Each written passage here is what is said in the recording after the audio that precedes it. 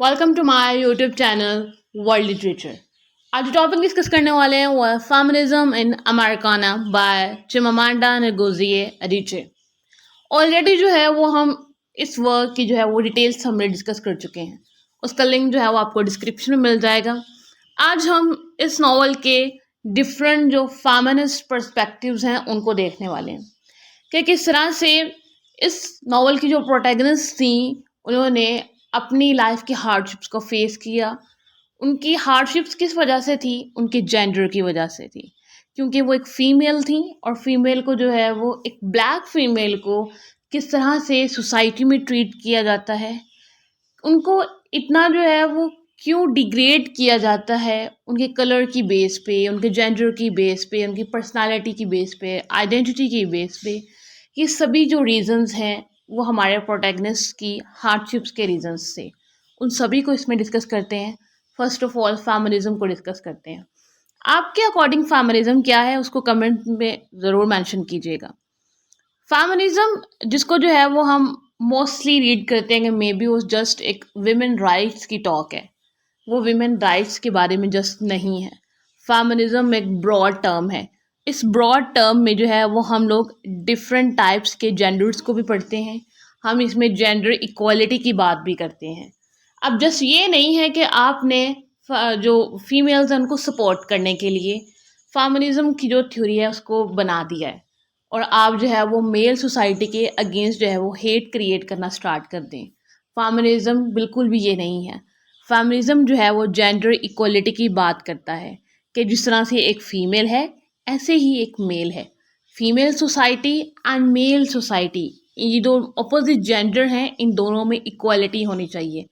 ना फीमेल जो है वो मार्जिनलाइज करे मेल सोसाइटी को एंड ना ही मेल सोसाइटी जो है वो पावर स्ट्रक्चर्स की बेस पे मार्जिनलाइज करे फीमेल सोसाइटी को। अब जो फेमिनिस्ट वर्क होते हैं उनका जो मेन गोल होता है वो यही होता है कि वो जेंडर इक्वलिटी की बात करते हैं कि जो मैन एंड वुमेन है इन दोनों को जो है वो फ्रीडम दी जाए। इन्हें जो है वो रिस्ट्रिक्टिव जो पेट्रार्कल रोल्स सोसाइटी दे देती है उनमें जो है वो बाउंड ना किया जाए। इन दोनों जेंडर्स पे जो रिस्ट्रिक्शंस है वो ना लगाई जाए एंड इन दोनों को जो है वो इक्वली ग्रो करने का जो चांस है वो मिलना चाहिए। जैसे मॉडर्न इरा आ रहा है वैसे फेमिनिज्म की डिफरेंट डेफिनेशंस भी आ रही हैं। फेमिनिज्म को जस्ट जो है वो फीमेल सोसाइटी से जो है वो एसोसिएट कर दिया गया है, बट ट्रू जो फेमिनिस्ट हैं वो हमेशा जो है वो जेंडर इक्वलिटी की बात करते हैं कि जैसे फीमेल को मार्जिनलाइज किया जाता है ऐसे मेल सोसाइटी को भी मार्जिनलाइज किया जाता है। उन्हें स्पेसिफिक जो रोल्स हैं वो दे दिए जाते हैं। उन्हें जो है वो ब्रेड विनर बना दिया जाता है। अगर वो कुक करना चाहते हैं तो उन्हें कहते हैं कि आपके अंदर जो है वो फीमेल क्वालिटीज़ हैं, उन्हें जो है वो वीक कंसीडर किया जाता है। इन सभी नॉर्म्स के अगेंस्ट चैलेंज करने के लिए जो है वो ट्रू फेमिनिस्ट जो है वो वर्क करते हैं। एंड आज का जो वर्क है इसमें एडिचे ने अमेरिकाना में एक परफेक्ट एग्जांपल हमें इस चीज़ की दी है कि किस तरह से एक गर्ल है वो अपनी जर्नी को गुजारती है, उसकी जो एम्पावरमेंट की जर्नी है, एंड इसी तरह से उसके इक्वल एक मेल भी है जो इन सभी पेट्रियार्कल सोसाइटी की जो नॉर्म्स हैं उनको चैलेंज करता है और ख़ुद को चूज़ करता है, ख़ुद की सेल्फ को जो है वो फ्रीडम दिलवाता है इन सभी नॉर्म्स। फर्स्ट हमारा कैरेक्टर है आइफामलो, जो कि हमने अमेरिकाना में डिस्कस किया था जब नॉवल की समरी डिस्कस की थी, जो कि एक गर्ल है जो कि अपनी एजुकेशन के लिए दूसरे कंट्री जाती है। उसने जो है वो सेल्फ एम्पावरमेंट को जो है वो स्ट्रॉन्ग किया एंड जो है वो पेट्रार्कल जो रोल सोसाइटी ने उसके ऊपर दे दी गए, उसके ऊपर लेबल कर दिए गए थे, उनको उसने रिजेक्ट किया। एंड सिमिलरली इसके साथ एक मैन था जिसको जो है वो ऑबिन्स कहा जाता था, वो भी एक प्रोटैगनिस्ट कैरेक्टर ही था इस नॉवल में। उसने भी इक्वली ऐसा ही किया। उसे भी सोसाइटी ने बहुत सारे रोल्स दे दिए थे। उन्हें उन सब रिस्ट्रिक्शंस को बहुत स्ट्रांगली फेस किया एंड उन सभी रिस्ट्रिक्शंस से निकल कर खुद को फाइंड आउट किया at the end of the story. So first हम जो है वो मेल कैरेक्टर को डिस्कस कर लेते हैं, देन जो है वो अपनी फीमेल कैरेक्टर पे आते हैं क्योंकि उसकी जो एक लॉन्ग हिस्ट्री है एंड लॉन्ग उस पर डिस्कशन है। ऑबिन्स जो कैरेक्टर है वो इस पेट्रियार्कल सोसाइटी में कहाँ पे जो है वो स्टे करता है। ऑबिन्स जो है वो आइफामलो, जो कि हमारे इस नॉवल की मेन कैरेक्टर थी, प्रोटैगनिस्ट थी फीमेल, उसके बिल्कुल पैरेलल ही चलता है।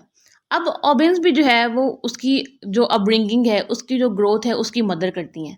ओबिन्स की जो ग्रोथ है उसकी मदर ने बहुत अच्छी की होती है, एंड अफैमिलो के साथ बचपन में रहने की वजह से इसके अंदर फीमेल्स के लिए बहुत सॉफ्ट कॉर्नर था। इवन के ओबिन्स जो है वो अफैमिलो की हमेशा उसकी ब्यूटी में हेल्प करता था। उसको जो है वो ये नहीं देखता था कि वो एक ब्लैक वुमन है, वो जस्ट उसको स्ट्रॉन्ग करने के लिए एंड उसका पार्टनर, उसका फ्रेंड बनने के लिए जो है वो हमेशा उसको सपोर्ट करता था। तो ओबिन्स के अंदर ये जो क्वालिटीज़ थी वो जो है वो चाइल्डहुड से आई। लेकिन जैसे जैसे ओबिन्स की ग्रोथ होती जाती है उसके ऊपर बहुत सारी रिस्पॉन्सिबिलिटीज़ आ जाती हैं। वो रिच भी बन जाता है, वो हस्बैंड बन जाता है, वो एक अच्छा बिजनेसमैन बन जाता है, वो फादर बन जाता है। अब इन्हीं सभी रोल्स में वो रह जाता है, बट उसकी जो खुद की हैप्पीनेस होती है उसके बारे में कोई सोचता ही नहीं है। सोसाइटी ने उसके ऊपर कुछ रिस्ट्रिक्शंस लगा दी हैं।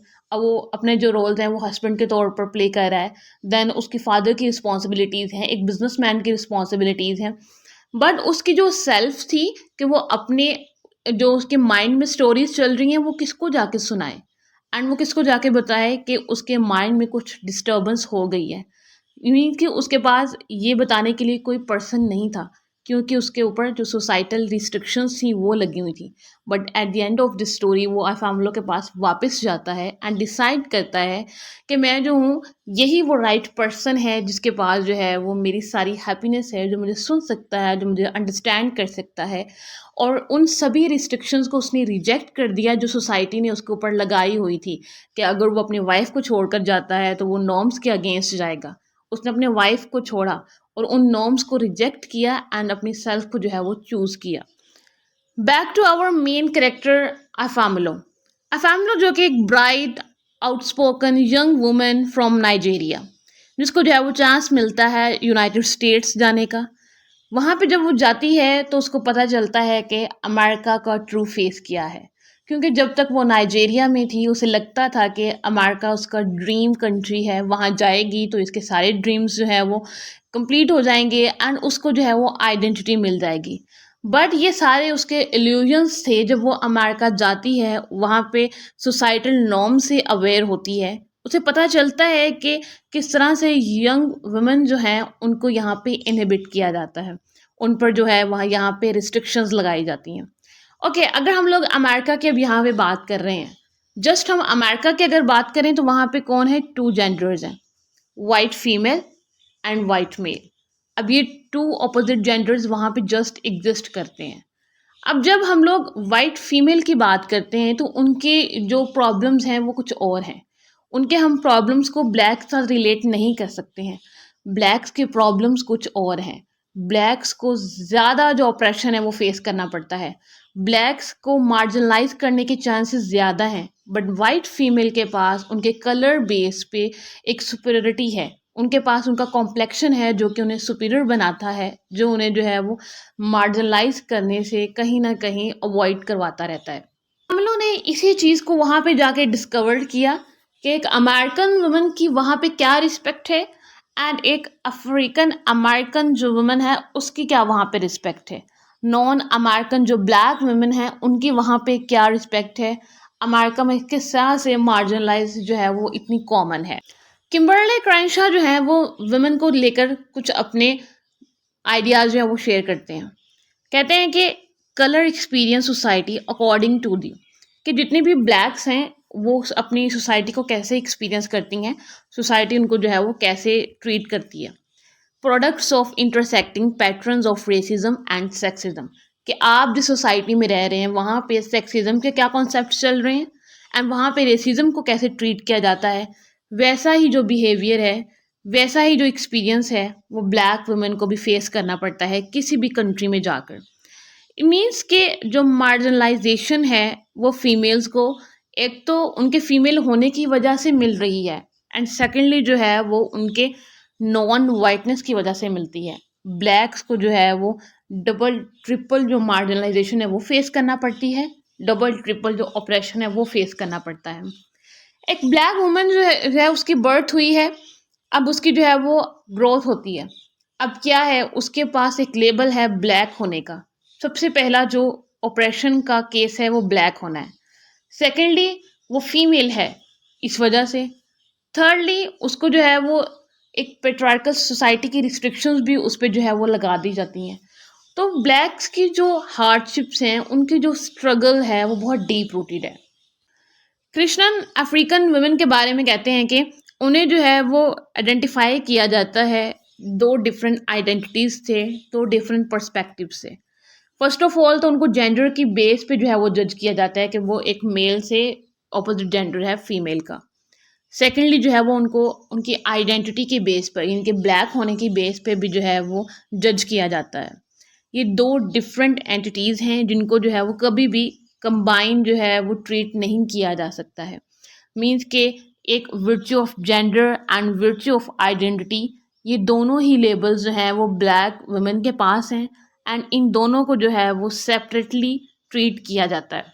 कॉन्सेप्ट को जो है वो हम अपने नॉवल अमेरिकाना से अगर रिलेट करें, तो उसमें जो हमारा मेन करेक्टर था अफैमिली को जो है वो डिफरेंट टाइप का जो ऑपरेशन है वो फेस करना पड़ा। जब उसने अमेरिका जाना था, वहाँ पे जब उसको जॉब मिलना थी तो उसके लिए कुछ रूल्स थे। फर्स्ट रूल ये था कि उसको अपने हेयर जो है वो स्ट्रेट करवाने पड़ने थे, एंड उसको जो है अपने हेयर स्ट्रेट करवाने पड़े थे क्योंकि वो अपने ओरिजिनल नाइजेरियन हेयर के साथ वहाँ पे नहीं रह सकती थी। उसे अपनी आइडेंटिटी चेंज करना पड़ी। जैसा अमेरिका था वैसा एसेंट जो है वो अडॉप्ट करना पड़ा, वैसा हेयर स्टाइल लेना पड़ा, वैसा लाइफ स्टाइल जो है वो ज्वाइन करना पड़ा, तभी वो अमेरिका में जाकर जो है वो सर्वाइव कर सकी। अदरवाइज उसे जो है वो हर टाइप का वहाँ पे ऑपरेशन फेस करना पड़ा। अगर उसकी फर्स्ट जॉब की बात करें तो उसे जो है वो एक कोच की सेक्रेटरी के तौर पर जो है वो जॉब मिलती है, एंड कोच जो है वो उसे सेक्सुअली हरास करता है। फर्स्ट ऑपरेशन उसका यहाँ से स्टार्ट हो जाता है। देन जो है वो इसकी टू डिफरेंट बॉयफ्रेंड्स से, कर्ट एंड ब्लेन, उन दोनों के साथ भी इसका जो रिलेशनशिप है वो बहुत ज़्यादा टाइम तक नहीं चल सकता है। दोनों ही रिच क्लास से बिलोंग करते थे, इसी वजह से इसको इसके करियर में हेल्प भी मिली, बट दोनों ही जो है वो इसके मैरिट्स पर जो है वो पूरे नहीं उतरते हैं। एंड एट दी एंड जो है वो अगेन ऑबिन्स एंड फैमिलो जो है वो इकट्ठे हो जाते हैं। अमेरिकाना नॉवल में एक और करेक्टर मिलता है जो कि ऑपरेशन को क्रिएट भी करता है। आपने कभी सुना है कि फीमेल जो है वो किसी फीमेल को मार्जिनलाइज कर सकती है? ये ऐसा हमारी सोसाइटी में होता है। जैसे एक मेल है वो दूसरे मेल को भी तो मार्जिनलाइज करता है, बहुत कॉमन चीज़ है, बट ये लो लेवल पे होती है तो इसको इतना जो है वो पॉइंट आउट नहीं किया जाता है।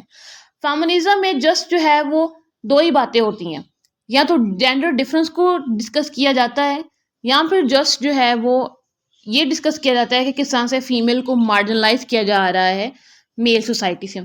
ऑब्वियसली ये दो पॉइंट्स हैं, बट जेंडर इक्वालिटी की भी बात होनी चाहिए। मैन टू मैन मार्जिनलाइजेशन कैसी होती है वो भी डिस्कस की जानी चाहिए।